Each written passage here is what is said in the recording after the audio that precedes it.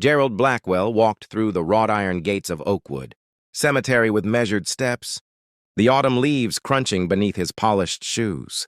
At 68, his hair had gone completely white, his beard silver against the black wool of his coat. He made this walk every Sunday, rain or shine, visiting the grave of his son Matthew, who had died 5 years ago at the age of 32. Gerald was worth nearly $4 billion, built from a lifetime of shrewd investments and successful business ventures. But none of that wealth could bring back his son. Matthew had been his only child, the center of his world after. Gerald's wife had passed away from cancer when Matthew was just 10. Father and son had been inseparable, until a drunk driver had taken Matthew away one rainy April evening. As Gerald approached Matthew's grave, a simple but elegant headstone of polished granite, he stopped abruptly. Two small figures knelt before it, their heads bowed. They were girls, identical twins, perhaps 7 or 8 years old, wearing matching coats, one red, one yellow. Their dark hair was pulled back in ponytails, and they held hands as they knelt in the fallen leaves. Gerald's first instinct was to wait, to give them privacy. But curiosity and confusion held him in place. Why would children be visiting Matthew's grave? He had no other family, no nieces or nephews. Gerald approached quietly, not wanting to startle them. As he drew closer, he could hear their small voices, speaking in unison as if they'd practiced the words many times. "Thank you for saving us," they said softly. "Thank you for giving us a chance to live. We wish we could have met you. We wish we could tell you how grateful we are. Please watch over our mama. She misses you." Gerald felt his breath catch. His vision blurred with sudden tears. Saving them? Giving them a chance to live? What did that mean? The girls must have sensed his presence because they turned in unison, their eyes, deep brown and solemn, fixing on him. They didn't seem afraid, just curious. "Are you here to visit someone?" one of them asked politely. Gerald's voice came out rough with emotion. "Yes, I'm here to visit my son, Matthew Blackwell. This is his grave." The girls' eyes widened. They looked at each other, then back at Gerald, and without warning, they both burst into tears. Not quiet tears, but great heaving sobs that shook their small bodies. Gerald, alarmed, knelt down despite the dampness of the ground. "What's wrong?" "Please, don't cry." "I didn't mean to upset you." The girl in the red coat, her name tag said Sophia, spoke through her tears. "You're Matthew's daddy." "You're really his daddy?" "Yes, I am." "But how do you know my son? What did you mean about him saving you?"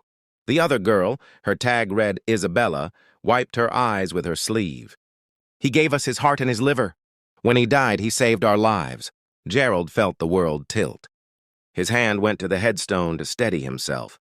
Matthew had been an organ donor. Gerald had signed the papers at the hospital, numb with grief, knowing it was what Matthew would have wanted. But he'd never asked about the recipients. The pain had been too raw, too immediate.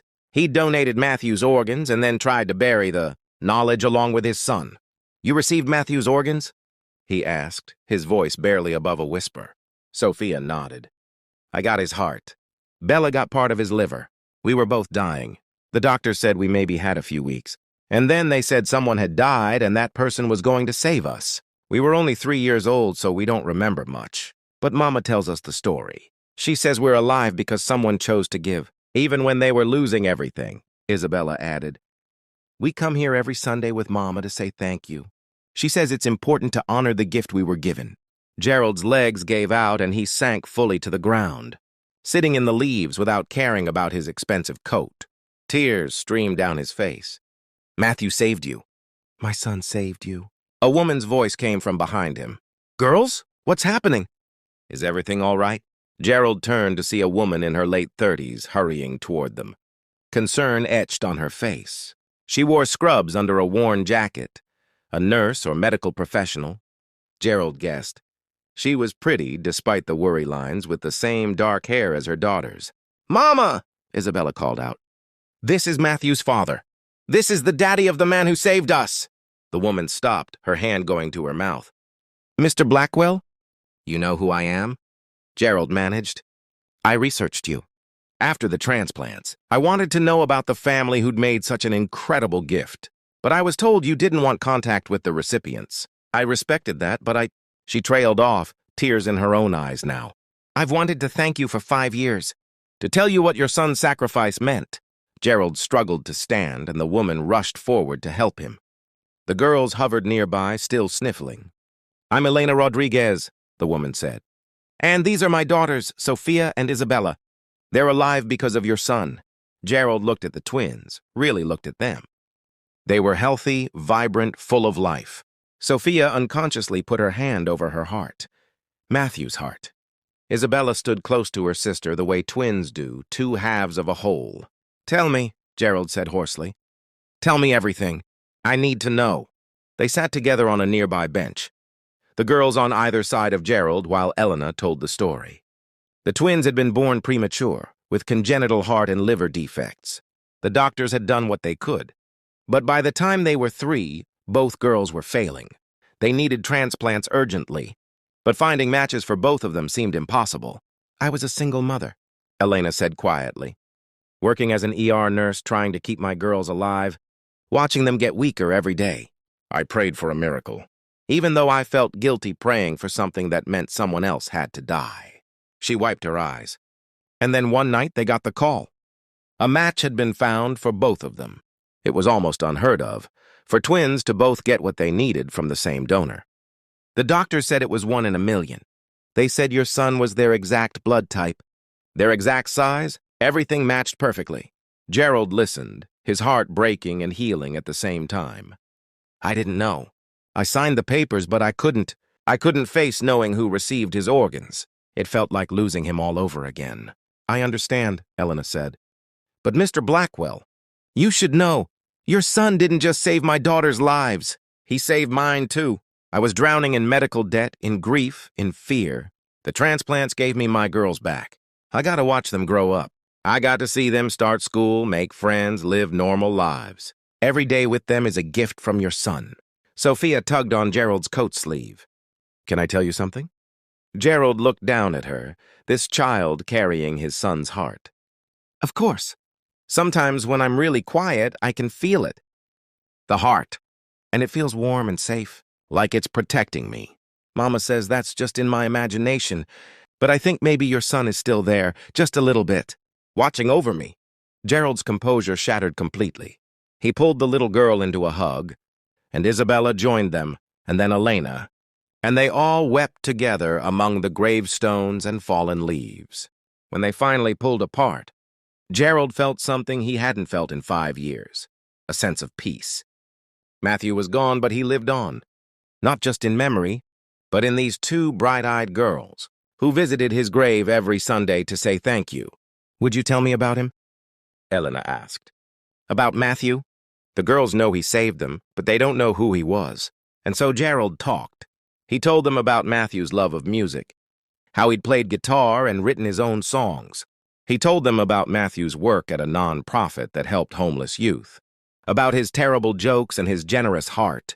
He told them about the father-son, fishing trips, and the way Matthew had taken care of Gerald after his wife died. He was the best person I've ever known, Gerald said. And I've been so angry that he was taken so young. I've spent 5 years asking why. Why him? Why my son? He looked at the girls. But now I see. He didn't just die. He gave life. He saved you. Over the following weeks, Gerald became part of the Rodriguez family's life. He learned that Elena was struggling financially despite working full-time as an ER nurse. The ongoing medical care for the twins, while covered by insurance, still involved co-pays and expenses that added up. Elena's car was on its last legs. Her apartment was small and run down, and she worked extra shifts whenever she could to make ends meet. Gerald didn't immediately reveal the extent of his wealth, but he began to help in small ways. A reliable car from a company raffle that Elena had supposedly won, an anonymous scholarship fund that would cover any medical expenses, not covered by insurance, a better apartment that just happened to have the rent reduced. But more importantly, Gerald gave them his time and his heart. He attended the girls' school events and art shows. He taught them to play chess and took them to museums. He was there for birthdays and holidays, the grandfather they'd never had. For Gerald, the twins became his connection to Matthew, his proof that his son's life had mattered. that his death had meaning, but they also became precious to him in their own right. Two remarkable little girls, who faced each day with courage and gratitude. One evening, about 6 months after that first meeting at the cemetery, Gerald sat with Elena after the girls had gone to bed. They'd had dinner at his house. He'd finally revealed who he was and how much he could help, and Elena had been overwhelmed but grateful. "I want to do something," Gerald said. "I want to establish a foundation in Matthew's name to help families dealing with pediatric transplants, to cover the costs that insurance doesn't, to provide support, to make it easier for people like you who are trying to keep their children alive." Elena's eyes filled with tears. "Gerald, that's beautiful." "I want you to run it. You understand what these families go through. You've lived it. And I'll fund it completely, whatever it needs." The Matthew Blackwell Foundation was established within the year. Elena left her nursing job to run it full-time. And Gerald provided the resources to make it one of the most effective transplant support organizations in the country. They helped hundreds of families, covering expenses, providing emotional support, and connecting recipients with donor families when both sides wanted that connection. But perhaps the most touching aspect was the garden they created behind the Foundation's building, a memorial garden where donor families could plant trees and flowers in honor of their loved ones, where recipients could come to reflect and give thanks. At the center was a plaque with Matthew's name and a quote he'd loved. "The best way to find yourself is to lose yourself in the service of others." The twins thrived. Sophia discovered a love of music. "It's the heart," she'd insist. Matthew's heart loves music, and learned to play the guitar. Isabella became passionate about medicine, already talking about becoming a transplant surgeon when she grew up. On the 5th anniversary of that meeting in the cemetery, Gerald stood with Elena and the twins at Matthew's grave once again. But this time they weren't alone. Dozens of families were there, all people who'd been helped by the foundation, all touched in some way by Matthew's legacy. Sophia and Isabella, now 12 years old, had written a song for the occasion. They performed it there in the cemetery, Sophia on the guitar that had once been Matthew's, both girls singing in harmony. The song was called "The Gift," and it spoke of the courage it takes to let go, the love that transcends death, and the way one life can ripple outward to touch countless others. As Gerald listened to the girls sing, their voices strong and clear, Sophia's hand absently resting over her heart. Matthew's heart. He finally understood. Matthew's death had nearly destroyed him, but in that destruction, in that terrible loss, something new had been born. Not a replacement for what he'd lost, but something equally precious.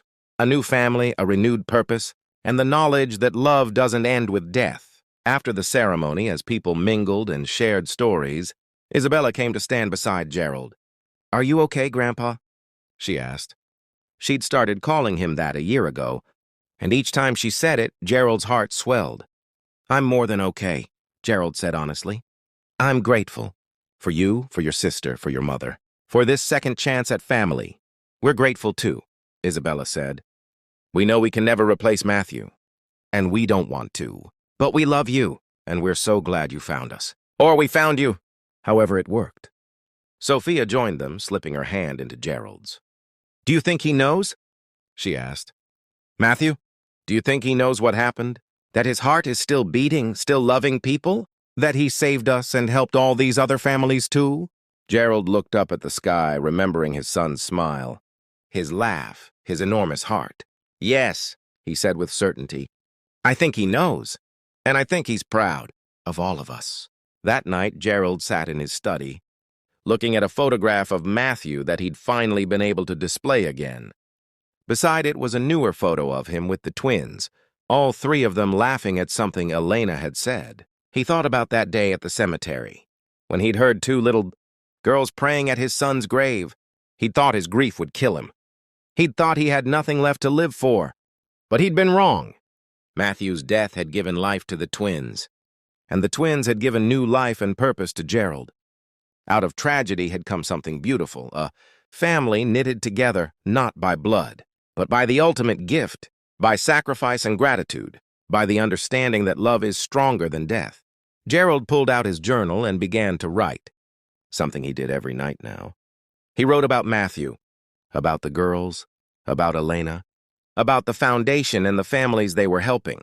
He wrote about the transformation from grief to hope, from despair to purpose, and he ended the entry as he always did. Thank you, Matthew. Thank you for your generous heart, in life and in death. Thank you for saving these precious girls. Thank you for teaching me that there's always a reason to hope. Always a reason to love, always a reason to keep going. Your heart still beats, your legacy still grows. And your father still loves you, forever and always. In a bedroom across town, Sophia lay in bed with her hand over her heart, feeling its steady rhythm. She thought about the man who'd given her this gift, about the father who'd found them at the gravesite and become their grandfather. She thought about all the ways that life and death were intertwined, how something terrible could lead to something beautiful. Thank you, Matthew, she whispered into the darkness, a prayer that had become her nightly ritual. Thank you for my life. I promise I'll make it count.